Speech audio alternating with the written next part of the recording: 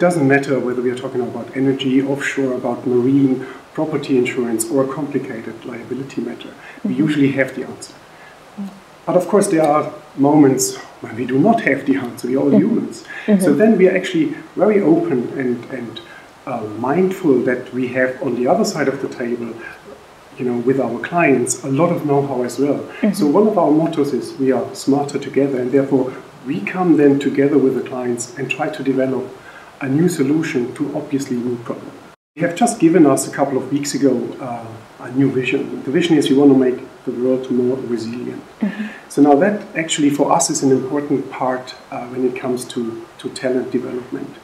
Because we now look at Africa and we see that if you want to run an insurance company here, there is not enough talent out there to really take care of the emerging middle class and also of the poor.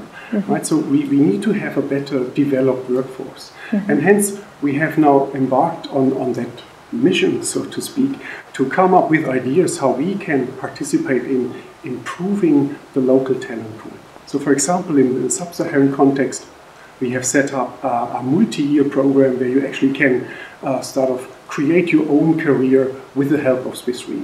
More specific in South Africa, however, what we do here is we have something that's called e-learning platform, and we have here currently more than 500 people on it. And what we have done is we have taken this vast knowledge pool that we have broken it down in little pieces so that you can go on your own pace and actually learn something about insurance and reinsurance. We support the IIG, and I understand you do that as well. So we also think that's a very good idea. So here again we provide information, classroom presentations over the time. Sometimes maybe you're even lucky and you're invited to come to Zurich or Munich or Singapore for a classroom-based training that could be a week or 2 weeks. And here and there we invite people from Africa to come to Zurich for a tailor-made training over again 1 or 2 weeks. We know for a fact that maybe 70% of net cat losses are not insured. So if you look at Nepal, which just was last year, this major earthquake, there was only 1% of the damages insured. And I mean, this is a catastrophe, for the people on the ground, but it's also for us as a developed society, it has to be a catastrophe as well, because we should be concerned about this. We should tell them, look, there are tools to mitigate the risk that you're having there.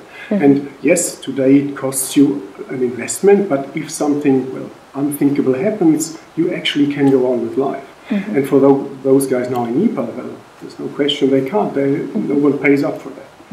So it is very important for us to close that gap. And we can do that together with our partners, the local insurance companies, but also the local governments, to develop new products. I mean, there's proven technology and tools are out there that really make a difference also to the poor people on the ground. And on top of that, I think we also need to think about what are we doing with the new technology, right?